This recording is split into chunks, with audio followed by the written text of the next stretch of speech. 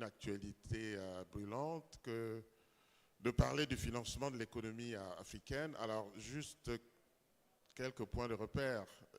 Le continent africain, c'est ce continent qui aujourd'hui représente à peu près 1/7 de la population mondiale, qui en 2050 en représentera le quart et en 2100 en représentera le tiers, avec une grande majorité de la population qui est répertoriée dans la population jeune. Ces repères démographiques pour vous dire les enjeux qui sont ceux des pays africains. Et ces enjeux, évidemment, vont nécessiter des besoins de plus en plus importants parce qu'il faut avoir les infrastructures, les structures industrielles pour accueillir, supporter et développer tout cet accroissement démographique dans un continent où beaucoup de choses restent à faire. Alors, ces besoins sont très importants. L'ancien ministre Samba, hier, ancien de la Banque mondiale, indiquait que les besoins en financement du continent sont évalués à environ 200 milliards de dollars par an, soit à peu près 7% de notre PIB. Il faut qu'on ait cela un peu dans l'esprit pour montrer l'importance de cela.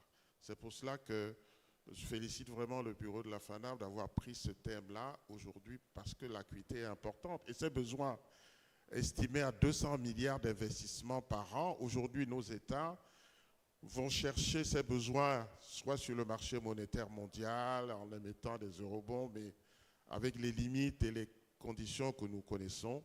Les deux principales limites étant d'une part les conditions de rémunération et d'autre part la durée de ces bons. Nos États vont également auprès des multilatéraux ou des bilatéraux, mais là également avec un certain nombre de limites, que ce soit sur l'orientation des projets à financer, parce que souvent nous n'avons pas toujours la maîtrise sur l'orientation de ces financements, mais également sur des conditionnalités dont la liste ne cesse de s'accroître tous les jours. Aujourd'hui, certaines de ces conditionnalités n'ont rien à voir avec les prêts, mais tendent plutôt à modifier certains aspects de notre culture africaine. D'où la nécessité vraiment pour nos pays de réfléchir sur d'autres sources de financement. Et le secteur d'assurance, dont une des activités est quand même d'apporter une bonne partie de ce financement, comme c'est le cas dans les pays développés. Sur le continent, le secteur africain, le secteur de l'assurance africaine, de notre point de vue, n'a pas toujours été pris à la mesure de son potentiel dans ce domaine. Et nous devons donc réfléchir pour savoir ce que nous pouvons apporter pour supplier à ces difficultés de recours à des financements dont différents. Le métier d'assurance que nous faisons est un métier très riche. Nous participons déjà sous des formes diverses à cette activité économique, soit sous la forme des produits d'assurance que nous proposons. Certains de ces produits permettent au secteur bancaire, par exemple, de financer des opérateurs économiques, que ce soit des garanties couvrant le décès des financements, que ce soit des garanties caution ou bien d'autres. La deuxième forme d'intervention, c'est celle consistant au paiement des sinistres que nous faisons et qui permettent aux opérateurs sinistrés de pouvoir retrouver une activité presque normale. Et la troisième forme, c'est les placements. C'est le sujet qui nous importe le plus ce matin. Quelle est l'ampleur de ces placements? Sous quelle forme ces placements sont-ils faits? Quel est l'état des lieux de ces placements? Quels sont les freins éventuels? Et surtout, quelles sont les perspectives? Il faudrait que les réflexions de ce matin nous amènent, une fois que nous avons campé l'état des lieux, que nous avons réfléchi sur les freins éventuels, mais surtout qu'en perspective, nous puissions avoir pas seulement des pistes de réflexion, mais des propositions concrètes, vraiment pour améliorer cela.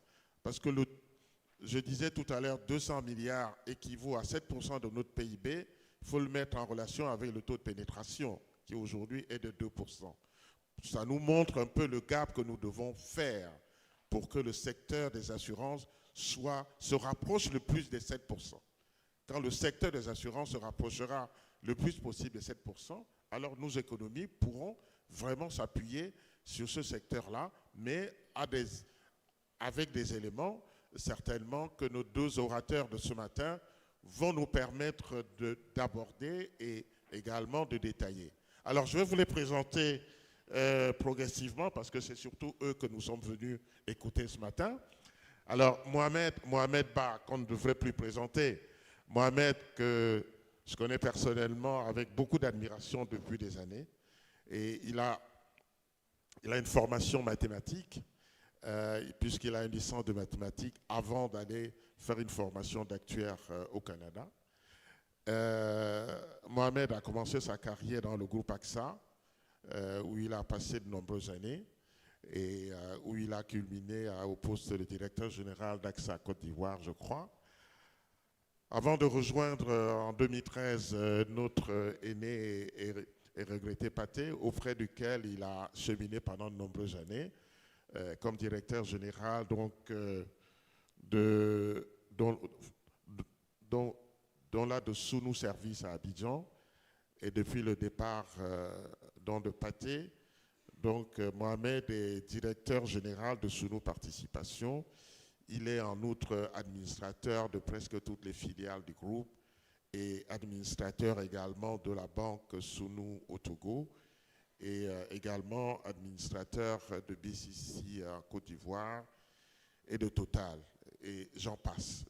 Mais c'est quelqu'un dont nous connaissons la rigueur, le professionnalisme et qui a toujours, au cours de nos assemblées, eu des interventions d'une acuité et d'une pertinence toujours très appréciée. Et je ne doute pas un seul instant qu'il va nous en donner encore la preuve ce matin. Alors Mohamed, tu as la parole. Merci.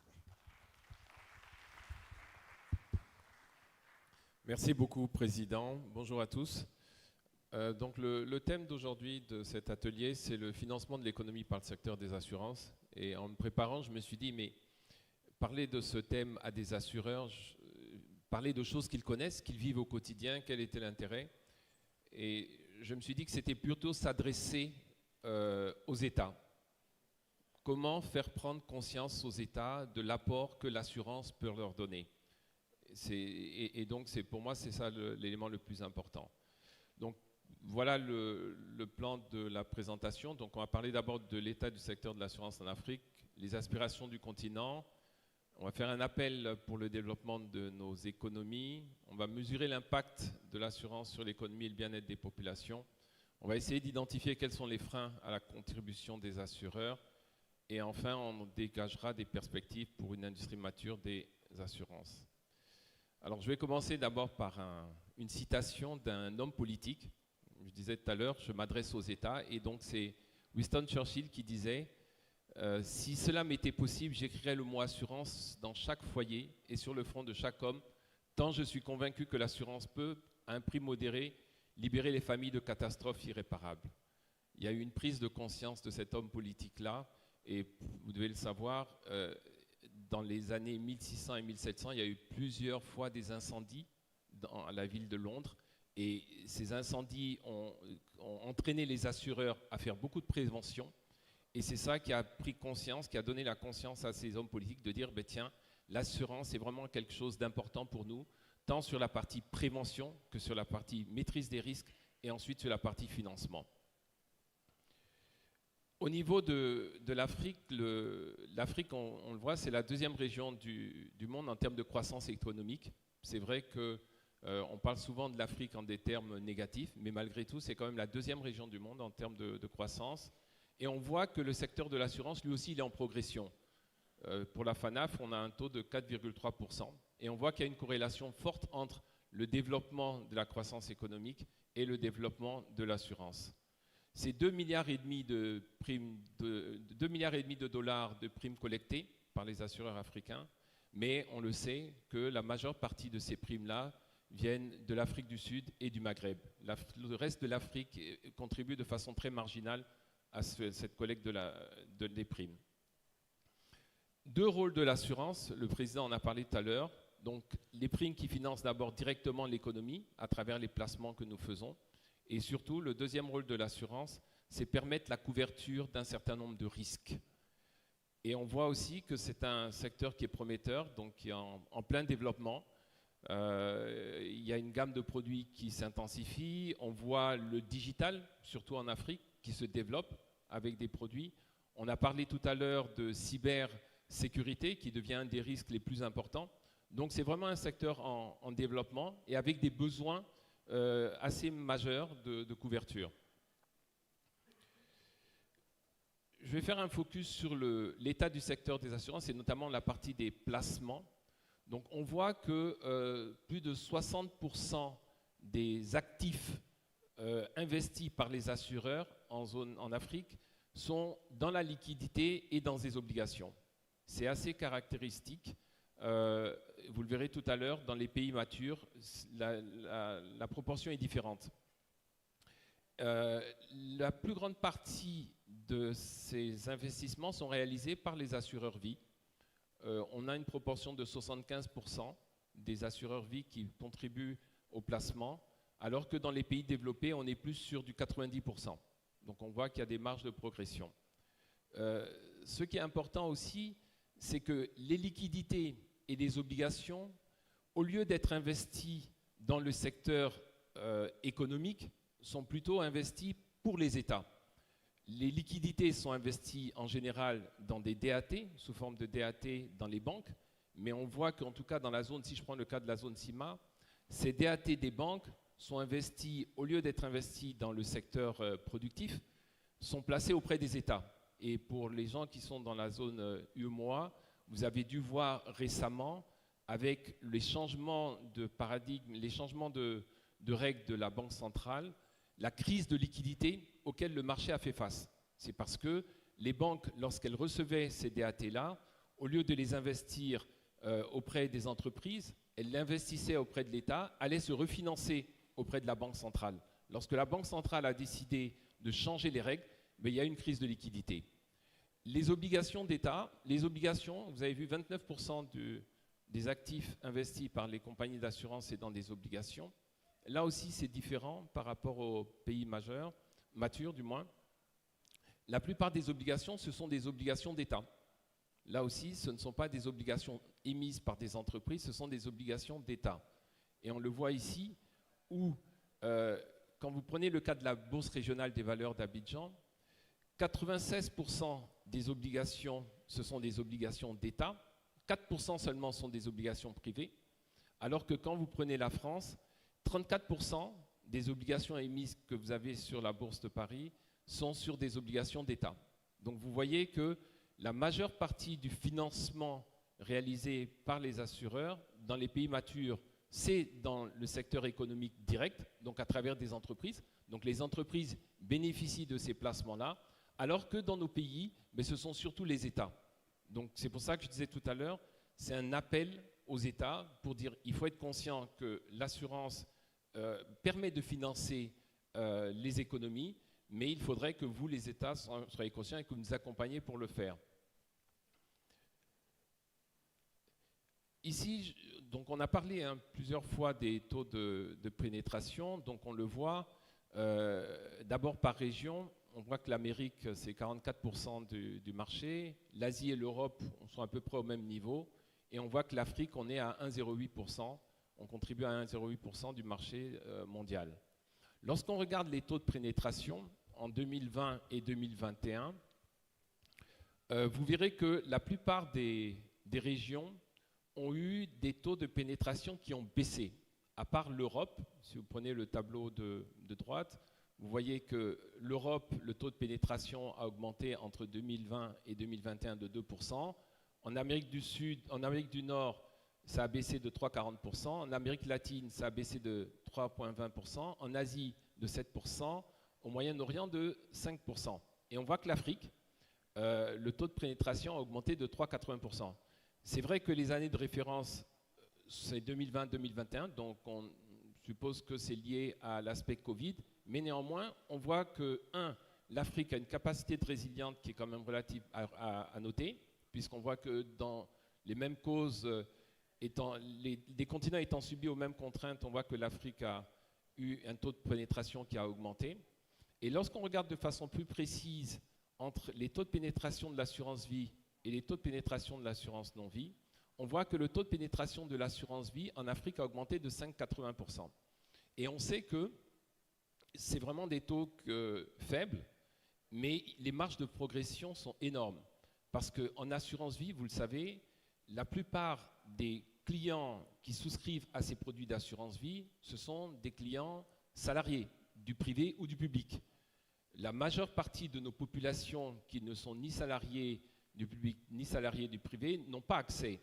Et c'est pour ça que l'on pense, on est convaincu que la marge de progression, elle est très importante à venir, parce qu'il suffira de pouvoir communiquer avec ces personnes-là, de pouvoir avoir des moyens de toucher ces personnes-là pour avoir des progressions importantes. Et aujourd'hui, grâce au mobile, grâce au digital, grâce aussi à la prise de conscience des régulateurs de permettre la vente de l'assurance par le mobile, on voit que les marges de progression seraient importantes.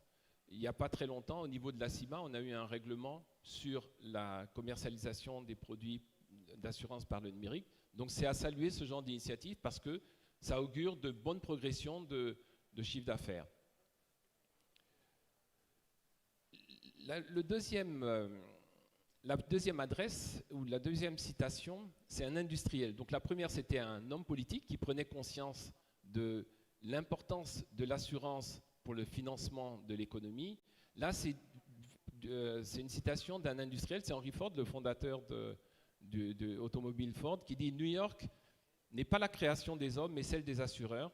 Sans les assurances, aucun capitaliste n'investirait des millions pour construire de pareils buildings qu'un simple mégot de cigarette pourrait réduire en cendres. » Donc là, c'est une adresse aux industriels, c'est une adresse aux hommes d'affaires pour montrer l'importance de l'assurance dans le développement de leur business.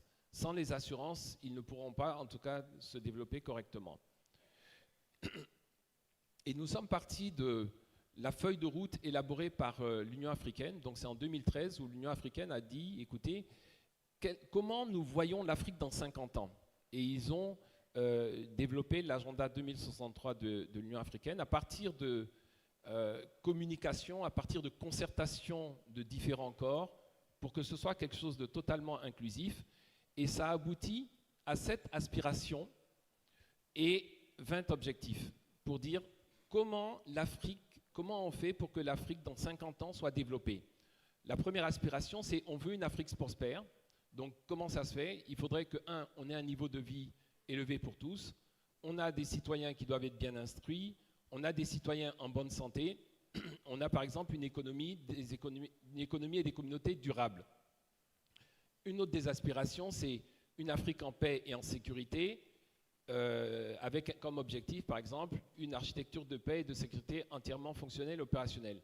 Donc on est parti de cette feuille de route-là pour voir comment les assureurs peuvent s'inscrire dans cette feuille de route-là pour proposer leurs produits et leurs services et s'intéresser et participer aussi à l'atteinte de ces objectifs de l'agenda 2063. Donc par exemple, si on prend la première aspiration, c'est... Alors je vais me lever parce que je ne vois pas très bien. Donc c'est, on veut une Afrique prospère fondée sur la croissance inclusive et durable. Comme objectif, c'est l'objectif numéro 3, c'est les citoyens. On veut que les citoyens soient en bonne santé et en nutrition. Et là, qu'est-ce que ça peut faire? C'est qu'on peut développer l'assurance santé. Ou bien lorsque l'on prend, on veut que comme objectif des économies et des communautés durables sur le plan de l'environnement et résilientes par rapport au climat. Comme objectif, c'est la résilience climatique et la préparation face aux catastrophes. Et là, on voit apparaître tout de suite les risques climatiques dont on a parlé tout à l'heure. Comment les assureurs peuvent s'inscrire là-dedans et offrir des solutions pour pouvoir atteindre ces objectifs-là. Le président en a parlé tout à l'heure. On a vu que les besoins de financement de l'Afrique sont estimés à 200 milliards de dollars pour les années à venir. On a identifié un certain nombre de projets importants. Il y en a 4. Le premier projet, c'est un projet hydroélectrique en RDC.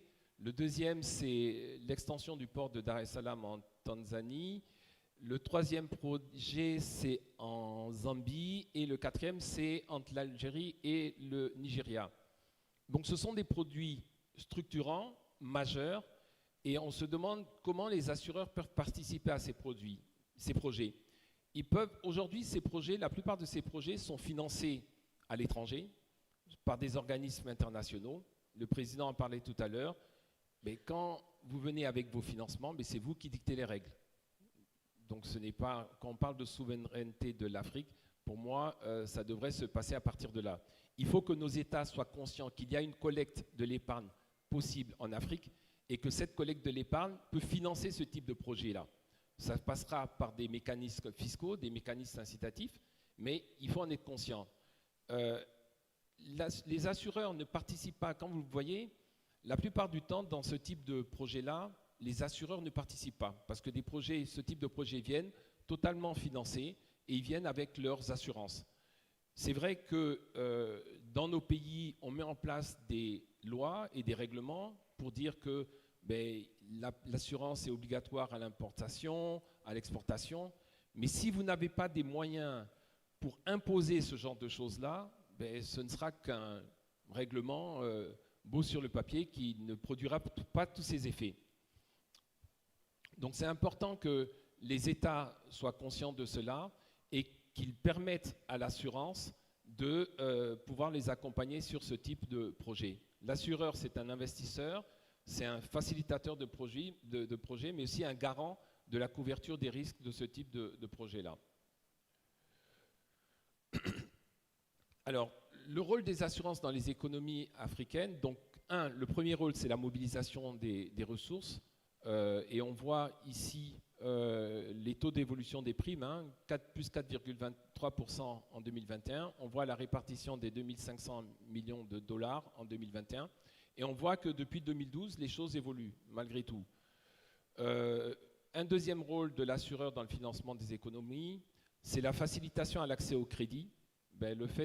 Et là, je ne m'adresse pas aux assureurs, je m'adresse aux États, je m'adresse aux entrepreneurs, de dire que l'assurance vous permet de faciliter l'accès au crédit grâce aux produits que nous avons, que ce soit les décès emprunteurs, les crédits caution ou les nantissements.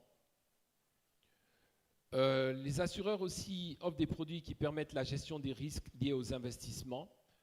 Sans ces couvertures d'assurance-là, nous n'investirions pas dans des produits aussi importants.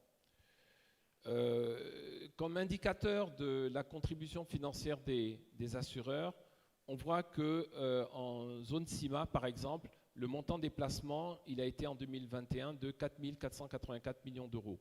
Donc c'est quelque chose de relativement important. L'assurance aussi, c'est un outil de lutte contre la précarité. Nous pouvons, à travers les produits que nous avons, protéger les ménages vulnérables. On a parlé tout à l'heure de l'assurance indicielle et de l'assurance contre les risques climatiques. Il faudrait que les États soient conscients qu'on peut offrir ce type de produit-là, mais le problème que ça pose, c'est le problème de financement des primes d'assurance. Nous avons, nous, au niveau du groupe Suno, une expérience en la matière. Ça s'est fait au Mali, où c'était une assurance indicielle. Malheureusement, l'exposition n'était pas suffisamment importante, ce qui fait qu'on a perdu de l'argent. Le fait de pouvoir financer ce type de produit, par exemple en imposant une prime sur les entrants, permettrait d'avoir une large couverture et de bénéficier de ce type de couverture-là. L'assurance aussi permet l'inclusion financière par le biais du développement de la microassurance et aussi par le fait de pouvoir offrir des produits à des populations à faible revenu. Et c'est aussi un soutien aux micro-entreprises et aux micro-entrepreneurs par le biais d'investissements que nous faisons directement dans des entreprises. Alors, quelles sont les perspectives pour une industrie des assurances mature? Nous pensons que la première, c'est vraiment une collaboration publique-privée. Il faut vraiment qu'avec les États, nous puissions nous asseoir et nous puissions collaborer pour créer un environnement qui soit propice aux investissements. Ensuite, il faut aussi que le cadre légal et réglementaire évolue. On l'a vu, nous, dans la zone CIMA, où il y a eu la défiscalisation des primes d'assurance des IFC, et on a vu quel a été l'impact que ça a fait. On a vu aussi en Côte d'Ivoire, où depuis 1992, mais la taxe sur les primes d'assurance a été supprimée, et on a vu quel est l'effet, quel est l'impact que ça a eu. Il y a certains pays, malheureusement, qui n'ont pas encore mis en place ce type de mécanisme-là. J'étais en Guinée il n'y a pas très longtemps, où on disait, écoutez, regardez ce que fait aujourd'hui la Côte d'Ivoire, essayez tout simplement de dupliquer un certain nombre de choses et vous verrez comment vous allez pouvoir développer votre marché des assurances. Il faut aussi une innovation financière, il faut encourager l'innovation dans la conception des produits d'assurance et pour répondre aux besoins actuels de l'économie. On a parlé tout à l'heure des nouveaux risques, des risques émergents, des risques cyber. Il faut vraiment qu'on puisse être capable d'innover dans ce sens. Il faut aussi renforcer la formation et la sensibilisation des acteurs. Là, je m'adresse cette fois-ci aux assureurs. Pour que l'assurance, et on l'a dit plusieurs fois dans nos panels, il faut que les assureurs arrivent à respecter leurs engagements. C'est vraiment clé. Si on veut que l'assurance soit perçue de façon positive dans nos pays et que l'assurance puisse prendre sa place qu'elle mérite, il faut que les assureurs fassent plus de professionnalisme et respectent leurs engagements. Et enfin, il faut que nous fassions évoluer nos pratiques pour intégrer les notions de durabilité, de solvabilité basée sur les risques et de s'arrimer aux standards internationaux. Donc aujourd'hui, c'est clair que c'est des sujets, on veut faire développer l'assurance pour participer de façon plus importante au financement de l'économie, mais il faudrait s'appuyer sur les bonnes pratiques que nous voyons dans les autres marchés pour pouvoir le faire. En conclusion, donc le potentiel de l'industrie de l'assurance en tant que moteur du financement, c'est vraiment un potentiel très important. Cela va passer forcément par une collaboration avec les États, avec des solutions novatrices, et on pourra bâtir, je pense en tout cas, une industrie mature, capable de soutenir efficacement le développement de nos pays.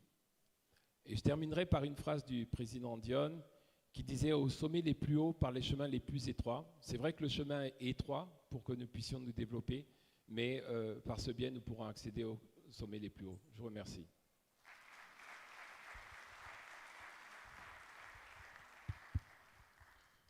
Merci Mohamed. Ces sommets les plus hauts, c'est notre quête permanente et nous allons continuer à travailler dans ce sens. Pour gérer le temps, je ne vais pas prendre le risque de résumer ce qui a été aussi bien excellemment dit. Je vais tout de suite passer la parole au deuxième orateur, donc Skander.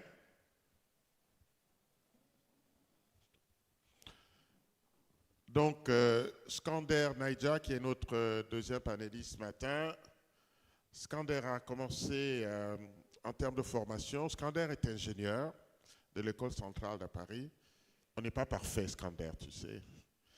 Il s'est bien rendu compte puisqu'il a rattrapé ce manque de connaissances rapidement en faisant un exécutif MBA à l'École supérieure de commerce à Paris.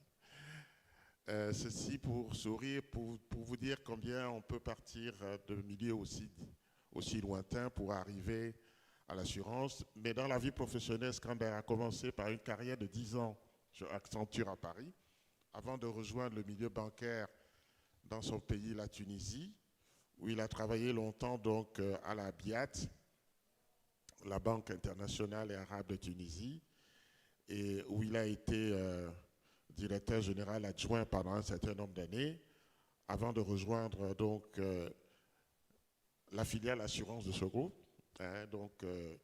qu'il dirige aujourd'hui depuis le 2017.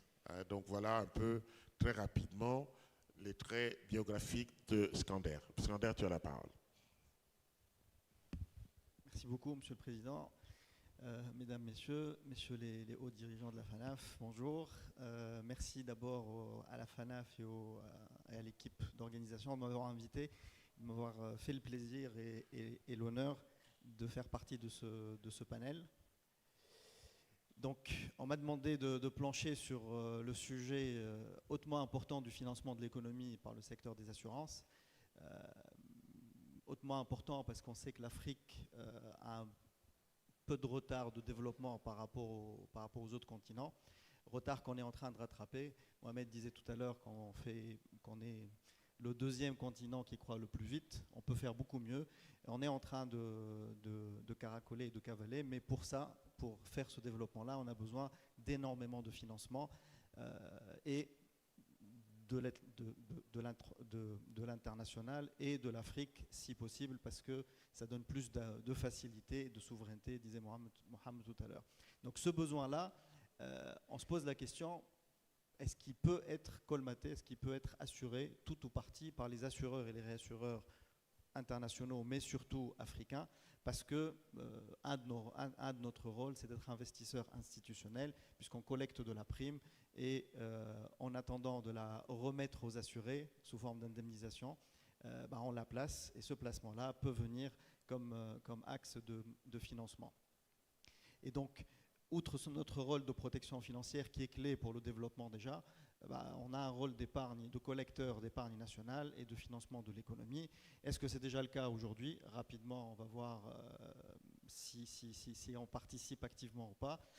Quel intérêt auraient nos États à faciliter cet axe-là et à même le développer pour nous et avec nous? Et quel intérêt auraient aussi les compagnies d'assurance à le faire directement déjà ou même indirectement via les banques ou via les États?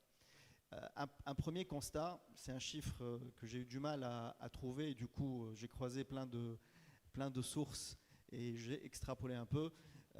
A priori, on pourrait dire aujourd'hui qu'on a à peu près 500 à 600 milliards de dollars d'actifs sous gestion des assureurs en Afrique, ce qui représente un chiffre assez important et en cohérence finalement avec, en tout cas dans l'ordre de grandeur, avec les besoins de financement de l'Afrique. Monsieur le Président disait tout à l'heure, rappelait que c'était de l'ordre de 200 milliards de dollars par an, ce qui représente les 500 à 600 milliards de dollars, à peu près 20% du PIB africain.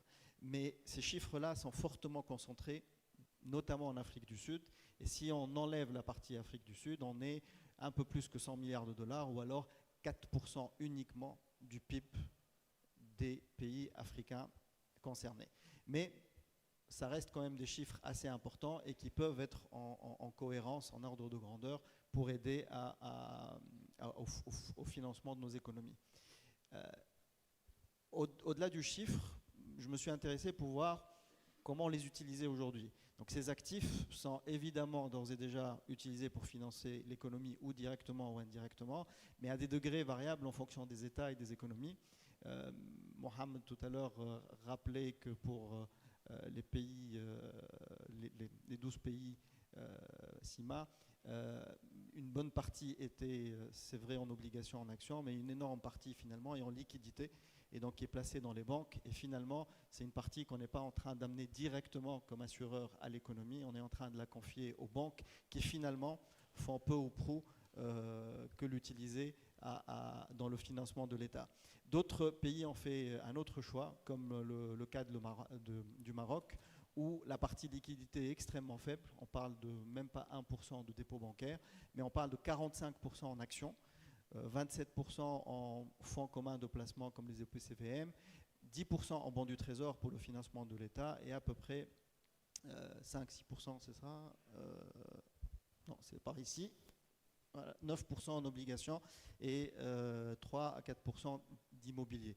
Le Maroc, dans ce cas-là, a fait le choix et a poussé les compagnies d'assurance à investir énormément en actions, notamment dans la bourse marocaine, qui est parmi les bourses les plus développées aujourd'hui. Et on voit que quand l'État décide d'une politique de financement, d'une politique économique, il peut influer sur la politique de placement des compagnies d'assurance via le code des assurances ou le catalogue de placement et peut orienter finalement ces placements-là. Et quand on fait le tour, la Tunisie, on est un peu entre les deux, avec quand même pas mal de liquidités, autour de 10-15%, beaucoup de financement de l'État, à peu près 35%, peu d'actions, 10%, mais beaucoup d'obligations d'entreprise par rapport à ce qu'on a pu voir sur la CIMA. Donc cet état de fait montre qu'il y a quand même une quantité de placements qui est à disposition de l'économie, montre aussi qu'on est en train de jouer notre rôle comme financeur de l'économie, mais à des degrés un peu variables. Donc un appel, comme ce que disait tout à l'heure Mohamed, à nos États, pour peut-être prendre un peu plus conscience de cette source finalement d'or, de cette mine d'or qu'ils peuvent avoir entre les mains et qui demande juste à être finalement explorée et mise à nu. Pourquoi ils auraient intérêt à développer le secteur de l'assurance et en faire un des fers de lance du financement de l'économie? D'abord parce que nous avons un rôle de collecteur de l'épargne, dans l'absolu, via toutes nos branches, mais spécialement sur la branche vie. Notre cycle inversé fait que on collecte de la prime et en attendant de la resservir à nos assurés, ça fait une épargne disponible qui peut être orientée vers le financement de l'économie. Le deuxième axe qui est aussi très important, c'est la cohérence des horizons. Les banques font de la même chose finalement, ils collectent des dépôts et les transforment en crédit, en financement d'obligations ou d'État, mais les dépôts sont souvent à maturité courte. C'est des dépôts à vue que les déposants peuvent retirer à tout moment, ou même d'épargne qui peuvent retirer à tout moment. Nous, on a l'intérêt d'avoir de l'épargne qui est à moyen long terme. Quand c'est de l'assurance non-vie, on parle d'horizon qui est entre 3 et 5 ans. Quand c'est de l'assurance vie, ça peut aller même au-delà de 10 ans. Et donc, pour financer une économie, on prend des risques et on a besoin d'un temps qui est assez conséquent. Et le fait de mettre une épargne qui est cohérente avec ce temps-là, ça permet de sécuriser, de fiabiliser ce financement-là et finalement d'avoir un peu moins de tracas sur le mismatch entre les durations des actifs et des passifs. Le troisième point qui est aussi pour moi très important, c'est la fixation de l'épargne en Afrique. Le fait de les collecter via l'assurance, ça permet de les fixer dans nos pays, de les réinjecter du coup dans l'économie et éviter la fuite des capitaux, parfois même hors d'Afrique. Et cette fixation nous donne un peu plus d'autonomie dans le financement parce que on a moins besoin d'aller chercher des financements externes et donc plus de souveraineté dans les choix d'investissement parce que du coup, on est un peu plus souverain dans nos choix. Parce que ce que disait Mohamed tout à l'heure, c'est celui qui finance qui finalement choisit ou parfois même impose certains choix. Le fait de fixer cette épargne, de la drainer, de la mettre à disposition de l'économie, ça permet beaucoup plus d'autonomie et du coup de la souveraineté. Ça, c'est pour les avantages pour l'État. Quelques illustrations pour la collecte. Si on se met à rêver et qu'on projette par rapport au taux de pénétration des meilleures économies au monde, en termes de taux de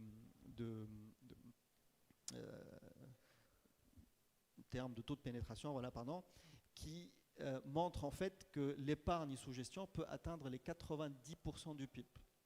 Ce qui veut dire pour nous, en Afrique, un enjeu de presque 2000 milliards de dollars d'actifs assurantiels complémentaires. Je ne suis pas en train de dire que ça peut arriver tout de suite, mais si on se met à travailler dessus, l'enjeu peut être colossal. D'ici à quelques décennies, le fait de faire des croissances à 2 chiffres, de faciliter l'installation de l'assurance, ça peut avoir un enjeu colossal de 1000 milliards de dollars d'actifs assurantiels. Et finalement, on voit que par rapport aux 200 milliards de dollars de besoins de financement annuel, la question peut être assez facile à solutionner en termes de chiffres. Après, en termes de mesures à mettre en place pour l'atteindre, c'est autre chose.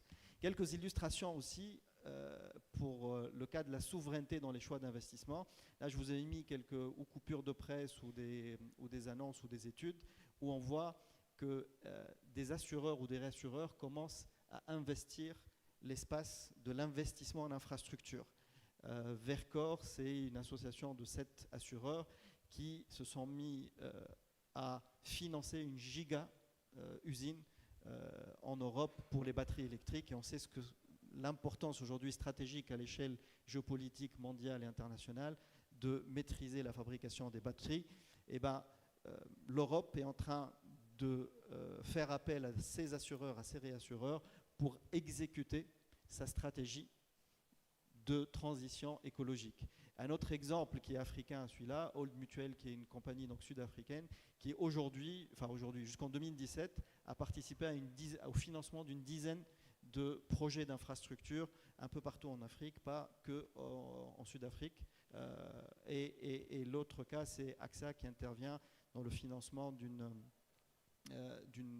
centrale en Côte d'Ivoire, je pense. Voilà. Donc ça, c'est si on veut drainer l'épargne pour financer l'infrastructure. On peut aussi choisir de drainer l'épargne pour financer en capital ou en dette les entreprises directement. Au lieu que ça soit juste le monopole des banques finalement, les assureurs peuvent se structurer et peuvent amener une réponse au financement en capital, en dette des entreprises. Là, c'est des coupures de presse sur des initiatives qui ont été mises en place en France depuis une dizaine d'années aujourd'hui. Je ne sais pas si vous en avez entendu parler, c'est des fonds Novi, Novo, Nova, où c'est la CDC avec les compagnies d'assurance françaises qui ont mis en place ces fonds pour intervenir en capital investissement, en capital développement, en capital restructuration, pour intervenir aussi en dette auprès des PME. Et c'est des fonds qui sont régulièrement dotés pour appuyer l'évolution et le développement du tissu de PME et même des grandes entreprises en France. Et c'est un outil aussi qui a été utilisé pendant le Covid pour drainer les 2 milliards d'euros d'appui des assureurs que les assureurs ont promis à l'économie pour surmonter la pandémie. Donc les 2 milliards ont été en grande partie réinjectés dans ces fonds et donc réinvestis à travers ces fonds. Et il s'avère au bout d'une dizaine d'années que ces fonds sont aussi très rentables pour les compagnies d'assurance et évidemment avec un impact colossal sur le tissu économique. Donc là, c'est 2 exemples un peu extrêmes où on peut s'organiser ensemble pour investir et financer ou de l'infrastructure ou les entreprises. Alors, on peut se poser aussi la question, pour les compagnies d'assurance, quel intérêt on aurait à le faire? Parce que finalement, cet argent-là, n'oublions pas, c'est l'argent de nos assurés, en grande partie. C'est vrai que c'est des gros montants d'actifs sous gestion, mais finalement, on est dépositaire de cet argent-là, le temps de le resservir à nos assurés, et donc on doit savoir ce qu'on est en train de faire. Le premier intérêt pour les assureurs, c'est que ça apporte une grosse diversification, une plus grande diversification. Et l'un des problèmes qu'on a, c'est quand on a une concentration sur une classe d'actifs, dès que cette classe d'actifs est touchée par n'importe quelle décision ou par une catastrophe quelle qu'elle soit ou par un retournement de marché, on le sent passer finalement et cette concentration peut même mettre en péril nos compagnies d'assurance. Donc le fait de diversifier, ça permet d'être un peu plus résilient aux crises en général et aux catastrophes. Le deuxième point, qui est plus financier et quand même économique, c'est de capter un peu plus de rendement finalement. Le fait de confier notre argent à d'autres investisseurs pour qu'eux prennent le risque, ils prennent aussi avec la prime de risque. Donc si on sait gérer ces risques-là et qu'on les réinternalise, on va capter une plus grande marge, donc on va être un peu plus rentable parce qu'il y a moins d'intermédiaires. Donc si on investit directement dans les entreprises, si on investit directement auprès de l'État, le rendement sera meilleur.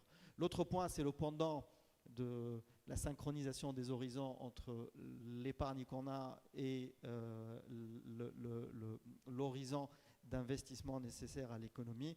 Le fait d'avoir des produits qui sont en face de nos engagements, où il y a des placements sur 10 ans, sur 15 ans, on a un meilleur rendement et qui est plus en cohérence avec notre engagement.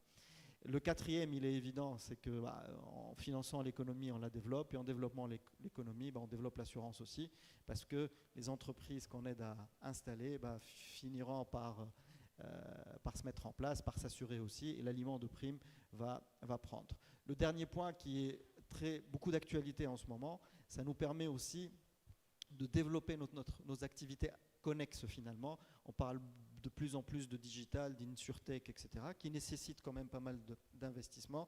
Et donc peut-être que jamais mieux servi par soi-même. Donc on a intérêt à investir et à financer ces initiatives pour aller de l'avant. Alors, on a un volume qui est assez intéressant, qui peut l'être beaucoup plus. On investit déjà dans l'économie, mais à des degrés variables. Et on a tout intérêt à le faire, que ce soit les compagnies d'assurance ou les États qui ont tout intérêt à nous aider à développer l'assurance. Quels sont les défis qu'on a pour pouvoir accélérer cet état de fait? Le premier, c'est évidemment le développement de l'assurance. Mohamed en a beaucoup parlé tout à l'heure, Monsieur le Président aussi. C'est finalement le taux de pénétration qui reste très faible en Afrique. On est en train de rattraper. Par rapport aux 7% en moyenne, le fait d'être entre 2,5 et 3, on a quand même 2,5 à 3 fois plus de primes à aller chercher et donc de placements à aller constituer. Et donc le premier axe sur lequel nous devons tous travailler, que ce soit État ou compagnie d'assurance et de réassurance, c'est comment développer l'assurance dans nos pays. Le deuxième, c'est que finalement, on manque aussi de structuration financière. Pour pouvoir intervenir sur les marchés directement, il va falloir mutualiser cet effort-là. Il va falloir mutualiser les risques aussi. Si on met un grand montant sur une entreprise donnée, si cette entreprise va mal, on remet en jeu tout cet investissement-là, alors que si on a une structuration financière avec des fonds, etc., ça permet de limiter le risque, de mieux le contrôler et donc de faciliter aux assureurs l'accès à ce financement. Le pendant de cette structuration financière, c'est la structuration en projet d'infrastructure. On a beau dire on veut ou on peut ou on a intérêt à financer l'infrastructure, mais finalement comment? L'infrastructure, c'est souvent des investissements d'État, et donc il faut créer des structures bancables finalement qui peuvent rendre l'intervention des assureurs possible en capital ou en dette et le retour de cet investissement possible aussi. Et donc on doit imaginer des structurations en PPP ou autres pour que les projets d'infrastructure deviennent finançables. Il y a aussi un problème sur pas mal d'économies africaines d'accès au marché où les bourses ne sont pas suffisamment développées ou facilement accessibles ou facilement utilisables. Il y a aussi une problématique de réglementation et de contraintes prudentielles qui oscillent des fois entre trop exigeantes qui ne nous permettent pas d'aller financer ce qu'on veut jusqu'à trop laxistes et qui parfois nous permettraient même de prendre des risques et de mesurer. Donc il y a un juste milieu à trouver. Ce n'est pas de la science infuse, mais il faut naviguer là-dedans. Et puis la réglementation, elle suit l'économie et elle est là pour accompagner l'économie dans son développement. Il y a aussi une nécessité pour nous de mieux maîtriser nos risques financiers. On est en train de beaucoup travailler sur nos risques assurantiels et c'est notre cœur de métier. Mais pour aller investir et financer l'économie, il va falloir aussi se doter de compétences, d'outils, de moyens qui nous permettent de maîtriser ces risques de marché, de crédit, de liquidité pour finalement agir proprement dans l'intérêt de la compagnie, mais aussi dans la sauvegarde des intérêts de nos assurés parce que c'est de l'argent des assurés dont il s'agit. Et donc, le dernier point, c'est aussi lié aux compétences.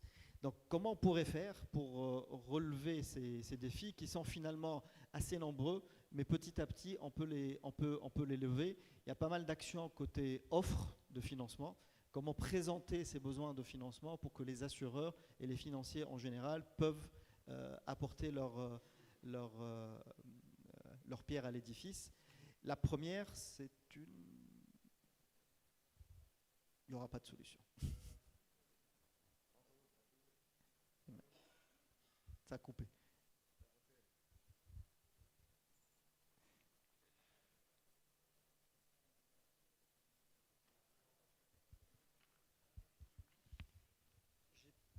En bon assureur, j'ai prévu un plan B. Un peu moins digital, mais bon, on va y arriver.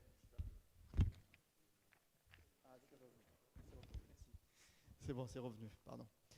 Donc le premier, c'est la diversification des marchés de capitaux, parce que avoir des bourses, mettre en place des fonds d'investissement, ou en tout cas la réglementation des fonds d'investissement, permet de mutualiser les efforts de tous les acteurs et d'intervenir avec plus de sécurité. Et on a besoin de cette financiarisation pour permettre aux assureurs d'intervenir sur ce financement-là.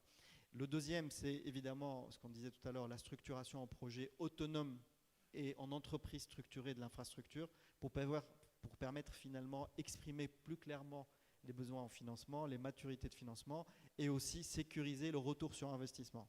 C'est l'argent des assurés qu'on investit, donc il faut qu'il y ait un retour sur investissement. Il y a aussi la mise en œuvre de réglementations plus strictes pour améliorer la transparence et la liquidité des marchés, parce qu'il faut nous sécuriser dans ces placements-là. Et donc, quand on confie notre argent à une entreprise ou à un fonds, il faut qu'on puisse le suivre. Ces organismes doivent avoir une obligation de communication, de transparence, et le tout va de concert. C'est aussi important pour les États parce que c'est l'instrument avec lequel ils vont orienter les investissements des assureurs. Si je suis un État où j'ai besoin aujourd'hui d'être financé moi-même, je vais demander aux assureurs de mettre un minimum de leur placement en bons du trésor ou en emprunt pour l'État. Si j'ai besoin de favoriser les PME, je leur demande d'avoir un minimum pour l'investissement des PME.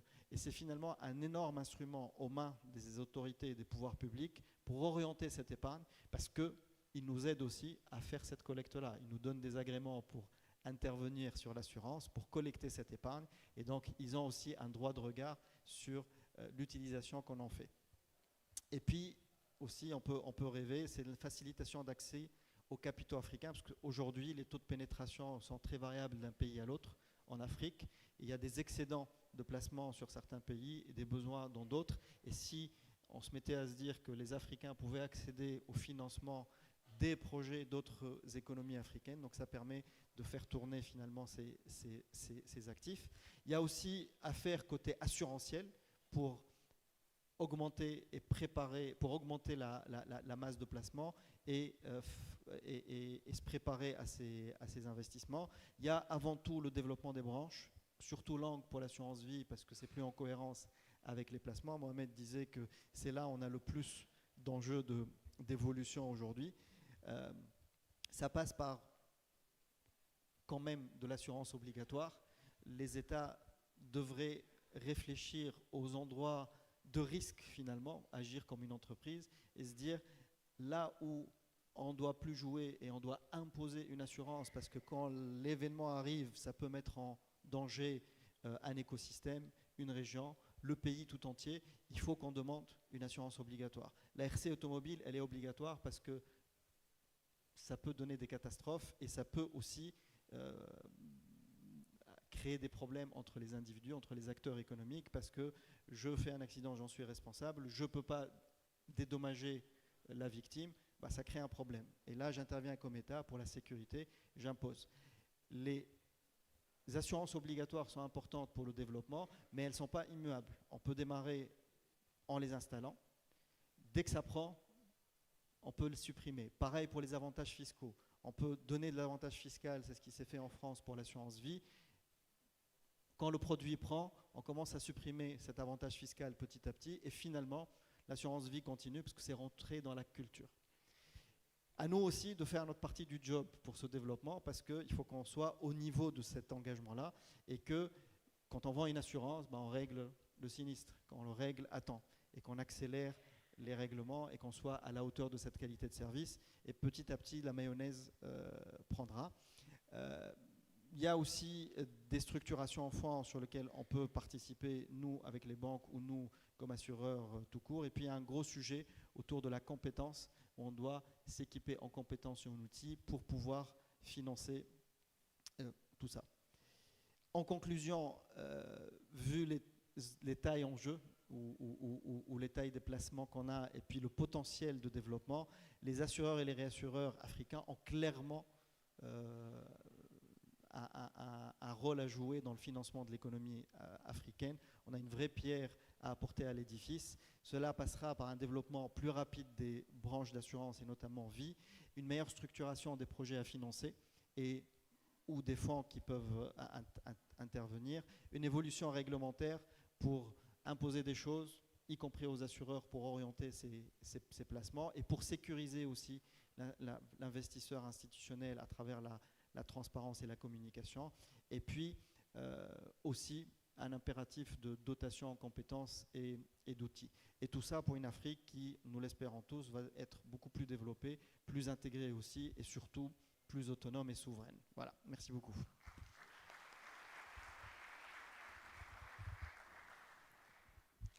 Merci Skander pour cette très instructive intervention. Merci beaucoup. Donc voilà, chers auditeurs, nos deux panélistes nous ont donné une approche vraiment exhaustive pratiquement de ce qui était notre sujet de ce matin. Alors, les questions sont claires. Est-ce que le secteur d'assurance intervient de manière optimale dans le financement de l'économie africaine? Le constat est clair. C'est insuffisant. C'est insuffisant aujourd'hui. Et d'ailleurs, deux chiffres sont là pour le démontrer. Les besoins qu'on indiquait tout à l'heure, 200 milliards de dollars de besoins par an, c'est-à-dire 7% du PIB, qu'il faut comparer à nos taux de pénétration, 2 à 2,5%, ce qui montre bien que pour qu'on soit à la hauteur des besoins, il faut que nos taux de pénétration d'aujourd'hui soient multipliés pratiquement par 3. Est-ce que nous pouvons y arriver du point de vue de nos panélistes? Certainement. Ils ont indiqué tout à l'heure un certain nombre de pistes de réflexion. Déjà, ils ont indiqué les freins qui peuvent aujourd'hui apparaître pour ralentir un peu l'impact de cette participation du secteur et même dans l'orientation de ces placements. J'ai notamment été attiré dans l'exposé de Mohamed quand il indiquait tout à l'heure qu'au niveau des obligations, vous vous rendez compte que dans la zone CIMA, par exemple, 96% des obligations auxquelles nous souscrivons, c'est des obligations d'État. Uniquement 4% sont des obligations du secteur privé. Je fais un petit clin d'œil à nos structures de marché financier dont nous connaissons le dynamisme pour qu'ils puissent effectivement élargir un peu plus nos supports en mettant sur place un peu plus dollars d'instruments dans ce genre. Et Scander, prenant l'exemple du marché marocain, faisait apparaître 45% des placements des assureurs sont sur la bourse de Casa, 45%. Donc, ça vous indiquer un peu les efforts à faire. Et les pistes de réflexion sont importantes. Nous pouvons y arriver. Nous avons matière à y arriver, surtout quand on part d'un taux de pénétration aussi bas. Chacun de deux a indiqué ce que nous devons faire tous. Évidemment, au niveau de l'industrie, nous devons absolument, au niveau de l'industrie, commencer par être toujours plus exigeants sur notre professionnalisme, parce que si nous voulons augmenter notre part de marché, il faut déjà que, en termes de respect de nos engagements, que nous puissions payer les sinistres dans les délais. C'est cela qui nous rendra un peu plus attractifs auprès de cette clientèle potentielle. Quelqu'un disait ce matin, à juste titre, nous avons des pans entiers de nos économies qui sont exclus pratiquement du secteur de l'assurance. Je ne parle pas que du secteur agricole. Il y a également, et Mohamed le disait, une certaine partie de nos populations à faible revenu que nous devons absolument toucher à travers la mise en place de produits adaptés à leur pouvoir d'achat. Donc, il y a vraiment des marges de progression que nous devons absolument mettre en place pour pour nous rapprocher des 7% qui permettraient à nos États, évidemment. Mais il faut que ces États également prennent leur part de diverses manières. Scander et Mohamed les ont indiqués. Un des points également qu'il faut signaler, c'est la fiscalité. Le levier fiscal est important. Il y a des secteurs d'activité qui, pour décoller de manière efficiente, ont besoin que l'État consente à certains aménagements fiscaux, que ce soit sur la prime d'assurance agricole, que ce soit également la fiscalité sur l'assurance vie. Parce que Scander le disait, l'assurance vie a cette particularité de permettre à l'assureur de collecter une épargne longue qui est vraiment le secteur où nos économies ont le plus besoin. Donc, nos États doivent jouer leur part. Et le régulateur également doit jouer sa part, évidemment en élargissant déjà le champ des assurances obligatoires. Ça, c'est essentiel. Nous devons absolument élargir le champ de nos assurances obligatoires. Je sais qu'en Afrique, quand on parle d'assurance obligatoire, on va penser que c'est coercitif. Mais non. Dans des pays développés comme l'Italie ou comme la France, je peux vous dire que j'ai dénombré, il y a plus d'une cinquantaine d'assurances obligatoires. Et on ne dit pas que c'est mauvais. Non, ça va dans le sens du rôle de l'assureur d'essayer de protéger les populations dans leur plus grande partie. Donc, le régulateur doit faire sa part dans cet élargissement. Mais également, le régulateur doit revoir le catalogue des placements. Scander le disait, ce que nous plaçons, ce n'est pas notre argent, c'est l'argent des assurés. Et nous devons le placer en nous assurant d'un certain nombre de critères. Le premier de ces critères, c'est la sécurité. Nous devons le placer sur des secteurs dont nous avons un élément de sécurité suffisant. Nous laissons croire qu'en cas de nécessité de paiement d'un sinistre, cet argent peut être mobilisé, d'où le critère de liquidité également, mobilisé dans un délai assez proche de l'échéance de règlement de sinistre. L'élément de rentabilité n'étant qu'un élément justement qui améliore le bottom line de nos comptes d'exploitation, mais nous devons absolument avoir cela en tête et le régulateur doit, en respectant ce triptyque, élargir le champ aujourd'hui, donner plus de marge à nos marchés financiers, à nos marchés de capitaux, pour que les assureurs puissent avoir cette possibilité de faire des placements. Skander donnait des exemples des marchés développés aujourd'hui avec tout ce qui se fait avec les fonds Nova et tout, mais aujourd'hui nos réglementations ne le permettent pas. Donc il faut que nos régulateurs puissent évoluer également donc, dans cette direction. Donc nous ne finançons pas suffisamment, nous pouvons le faire à certaines conditions. Hein, je vais maintenant, si les organisateurs nous donnent quelques minutes, donner la parole dans la salle pour quelques éléments de complément d'information à cette réflexion. Hein. Mamadou Faye, ensuite mon ami Maurice va également prendre la parole. Je ne sais pas combien de minutes nous disposons, Président. 5 minutes. Alors, je vais prendre deux séries de 3 questions. Hein. Soyez brefs dans vos interventions, présentez-vous, et puis voilà. Hein. Et je vais essayer de demander à nos conférenciers d'être également concis pour que nous puissions tenir dans les délais. Mamadou?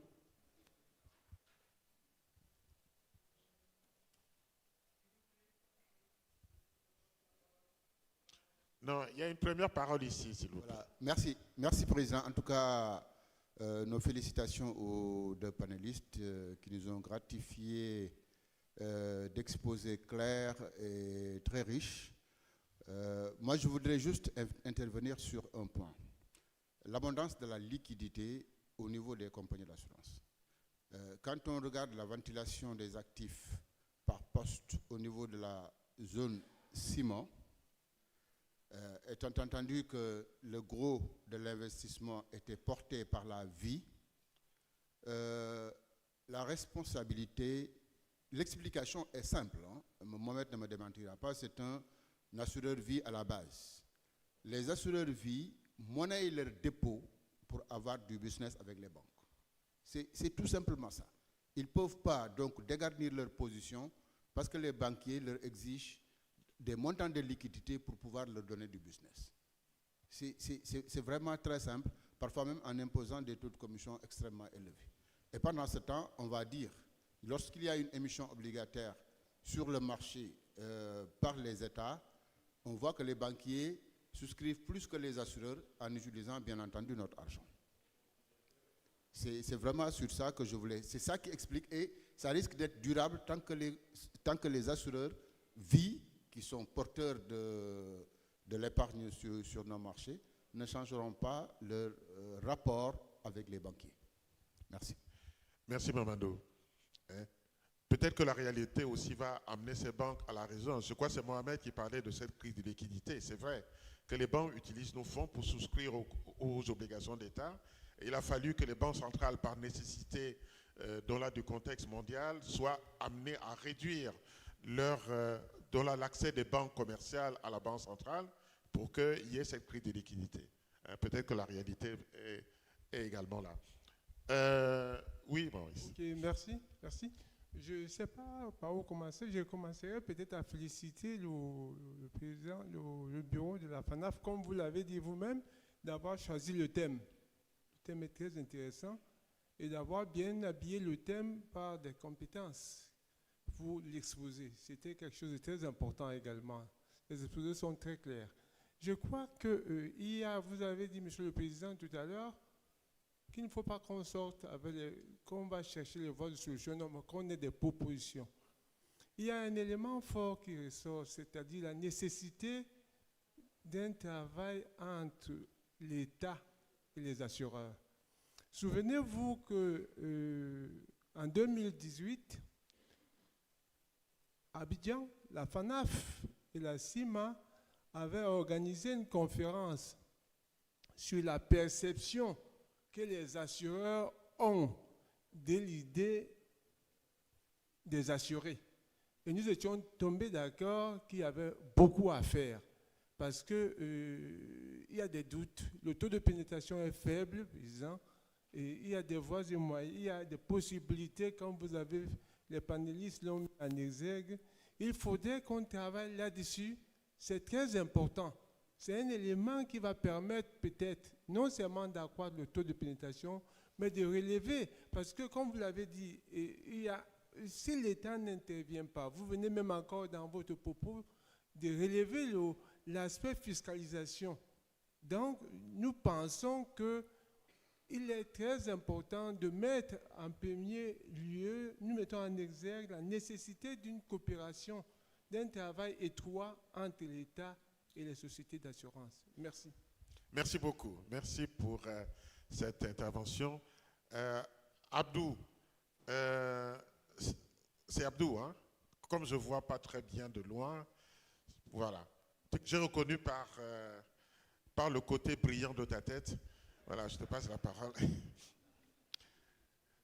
Essayons d'être concis, Abdou, compte tenu du temps. Voilà. Merci. Donc ce sera d'ailleurs la dernière série. Je m'excuse. Nous avons une intervention derrière qui va donc précéder le déjeuner. Je sais que nous sommes nombreux à avoir beaucoup de choses à échanger, mais peut-être tout à l'heure, peut-être que la FANAF nous donnera l'occasion, mais pas aujourd'hui, à une autre occasion. Donc, Abdou, la dernière parole. Merci, Monsieur le Président. Merci à nos deux panélistes pour la complémentarité des deux présentations. Et je pense que j'ai une question à poser aux deux panélistes, mais c'est une question qui est avec une proposition.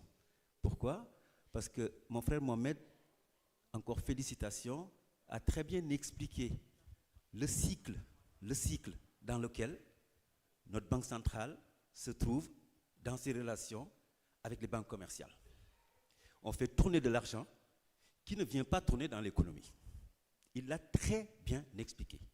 Ça, je le félicite encore.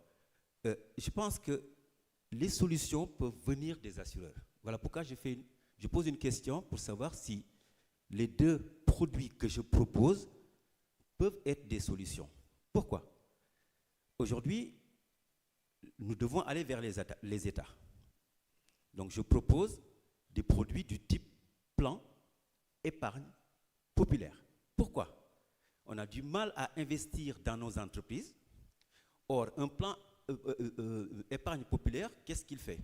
Si vous investissez 100, on prend les 20, on les met dans un fonds pour développer les entreprises. Les 80, on les laisse en produits de taux. Et le plan, vous ne pouvez pas y sortir pendant 8 ans. Pourquoi? Parce qu'en 8 ans, même si la bourse se casse la gueule, les 20 qui étaient partis en bourse seront comblés par la capitalisation des 80. Donc ça, si les assureurs vont vers les États et leur proposent ça, je pense qu'on peut développer. Deuxième proposition, c'est les contrats en unité de compte. Je ne vais pas insister. Donc je voulais savoir, par rapport à nos deux panélistes, est-ce que ces deux produits peuvent régler le problème? Les assurances obligatoires aussi, on est obligé. Inciter les banques aussi à sortir de leur caractère d'exploitation pour innover en produits. Les banques ne font que de l'exploitation et ils gagnent de l'argent. Donc, depuis 25 ans, aucune banque n'a créé un produit financier ici. Merci. Oui, rapidement, Président, merci. Juste pour rebondir sur ce que vient de dire Abdou et pour répondre à la question de Mamadou, pour moi, pour régler ce problème de canal de distribution, parce qu'en fait, les assureurs vie utilisent les banques comme canal de distribution. Pour moi, la solution, c'est le digital. C'est comment faire en sorte, pourquoi c'est le digital? Parce que le digital va nous permettre d'adresser un segment de clientèle qui aujourd'hui est totalement exclu. Donc, pour moi, il faut qu'il y ait des vases communicants qui se fassent. On développe le digital pour aller accéder à une population qui est exclue. Ça permet d'être moins dépendant des populations, des banques. Et on rebondit sur ce que Abdou est en train de dire. En demandant à l'État d'imposer ce produit qui est un produit d'épargne populaire, qui sera obligatoire. Et on voit, si je prends le cas de la Côte d'Ivoire, aujourd'hui, vous ne pouvez pas aller avoir un papier administratif si vous ne montrez pas que vous êtes affilié à la CMU. Donc l'État a les moyens d'imposer aux gens d'avoir des produits d'assurance qui seront investis dans l'économie réelle. Et il faut que les États aussi soient conscients que parce que l'État, il est un peu l'arbitre et un peu le joueur en même temps. Il n'est pas conscient qu'il y a une collecte de l'épargne qui est disponible. Donc il se focalise sur ceux qui aujourd'hui sont traditionnels, c'est-à-dire les banques ou le marché financier par des obligations, mais il oublie de penser qu'il y a une épargne populaire qui est là. Si vous prenez le cas du Cameroun, et je terminerai par là, les tontines, combien de compagnies de microfinance aujourd'hui sont nées au Cameroun du fait des tontines, qui sont une épargne traditionnelle qui existe. Donc il faut que les États soient conscients de ça. Merci. Ok, merci Mohamed. Skander. Merci, Monsieur le Président. Merci pour les questions. En fait, sur les liens entre les banques et les assureurs, c'est vrai que le tandem fonctionne très bien parce que les banques ont la chance d'avoir une intensité relationnelle qui est beaucoup plus élevée que ne peuvent avoir les assurances, et donc ça s'avère être un canal de distribution assurantielle qui est extrêmement fort. Mais ça crée dans le lien commercial beaucoup de contraintes, notamment pour les assureurs, et un rapport de force qui est parfois pas simple. Et c'est là où c'est important que l'État intervienne pour réguler un peu et limiter les problèmes de ce schéma-là, parce que ça donne beaucoup de concentration, beaucoup de concentration de risque et beaucoup de problèmes, parce que les fonds finalement sont recyclés exclusivement via la banque. Donc ce qu'on a par exemple chez nous en Tunisie, c'est une limitation où on ne peut pas mettre plus de X% en liquidité de toute façon. Et c'est à peu près la même réglementation qui existe en Europe et notamment en France, où on a même par contrepartie une limite maximale de 5 ou 10 ou 15% en fonction de l'instrument. Et donc même s'il y a une banque qui est importante, qui nous apporte beaucoup de business, on n'a pas le droit de placer chez elle plus que X% de nos placements. Et encore une fois, le rôle modérateur et régulateur de l'État est très important. Pareil pour votre proposition. La France a beaucoup utilisé ce schéma-là, où après une première période d'avantages fiscaux génériques pour l'assurance vie, elle a commencé à créer des avantages fiscaux dirigés, comme pour c'est pas le PEP chez eux, mais c'est le PERP, le PERCO, etc., pour certains types de professions libérales notamment, où elle leur donne un avantage fiscal pour ouvrir un plan d'épargne retraite. En contrepartie, il y a un engagement de blocage, des critères très stricts de sortie de l'argent et des critères aussi très stricts pour la compagnie d'assurance pour l'utilisation de l'argent. Et finalement, on est capable, en travaillant ensemble, assureurs et État, et même parfois avec les banquiers, pour imaginer des produits qui permettent de faciliter cette collecte et de l'orienter. Et comme ça, tout le monde est gagnant. L'État, parce qu'il sait où ces avantages sont en train d'être alloués et comment ils sont en train d'être utilisés. Les assureurs peuvent plus facilement collecter de la prime et drainer de l'épargne. Et ça nous impose aussi une certaine discipline dans la gestion et une rigueur dans les placements. C'est pas mal non plus parfois, surtout quand on démarre. Et ça permet aussi aux banques d'avoir des limites extrêmement claires pour que la relation ne soit pas disproportionnée. Voilà, merci. Oui, merci Skander. Je m'excuse auprès de ceux qui avaient certainement des interventions tout aussi puissantes à dire, mais nous devons gérer le temps et comme je le disais tout à l'heure, on a une intervention. Je voudrais simplement vraiment redire la pertinence de ce sujet. Je vais me permettre de proposer vraiment au bureau de la FANAF de voir comment ne pas se limiter à cet échange inachevé par le fait du temps, mais de voir comment en interne prolonger cette réflexion. Je ne sais pas si c'est au niveau de la FANAF seulement, mais vraiment pour montrer que nos pays vont voir les multilatéraux ou les bilatéraux, ce n'est pas par plaisir, puisqu'ils y laissent une partie de leur souveraineté, mais c'est peut-être parce que nous ne les sensibilisons pas suffisamment sur l'opportunité que pourrait être celle du financement en provenance de l'activité d'assurance. Et vraiment, si on fait une étude globale qui amène nos pouvoirs publics à comprendre ce que nous pouvons collecter, on parlait de ce taux de pénétration, imaginez qu'il double ce taux de pénétration, vous imaginez ce que ça peut apporter comme collecte supplémentaire. Aujourd'hui, l'Afrique, c'est à peu près 75 milliards de primes d'assurance. Si ce taux multiplie, c'est 150 milliards. Donc, vous imaginez. Donc, il faut vraiment que cette réflexion soit poursuivie et à mon avis, une réflexion prolongée au niveau du bureau de la FANAF pourrait être un point de départ. Merci encore à nos chers panélistes. Merci Mohamed, tu as été à la hauteur de ta réputation. Merci à Skander, merci beaucoup. Et merci à votre attention. Merci beaucoup.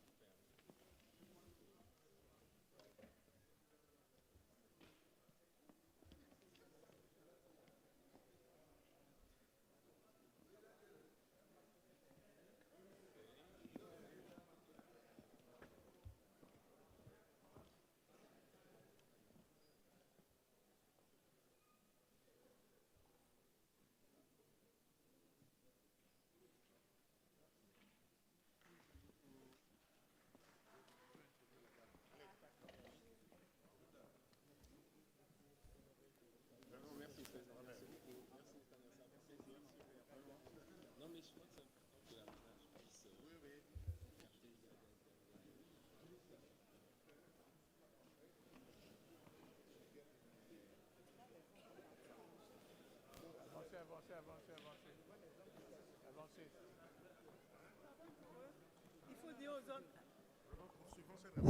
Vas-y.